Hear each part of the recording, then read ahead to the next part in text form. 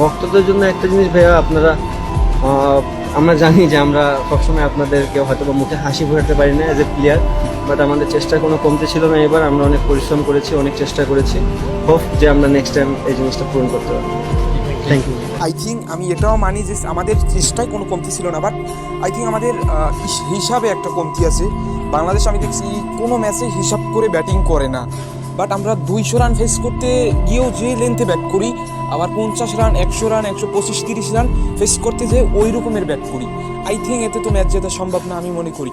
যে কয়টা জিতি হয়তো বা ভাগ্যক্রমে জিতি আমরা, ঠিক আছে, কারণ অ্যাজ এ প্লেয়ার হিসাবে আপনাদের একটা হিসাব থাকবে যে এখন আমরা 150 রান ফেস করতে নামে যদি প্রথম পাওয়ার প্লেতে 4-5টা উইকেট হারাই গেলেই ওই ম্যাচটা আমরা জীবনেও জিততে পারবো না।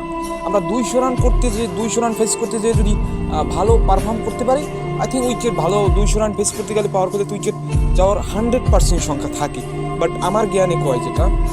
বাট আপনারা যে এজ এ প্লেয়ার হিসাব করতে হবে যে মেইন হলো এশিয়া কাপে আমরা যদি পাকিস্তানের ওই ম্যাচটা যদি হিসাব করে ব্যাট করি তাহলে এ যে আমরা ফাইনাল খেলতেই পারি অফকোর্স, কিন্তু আমরা ওই জায়গায় ওইটাই যে ওই পাকিস্তানের ওই ম্যাচটা আমরা যদি বুঝে শুনে ব্যাট করি, আই থিঙ্ক ম্যাচটা আমাদের ইজি হয়।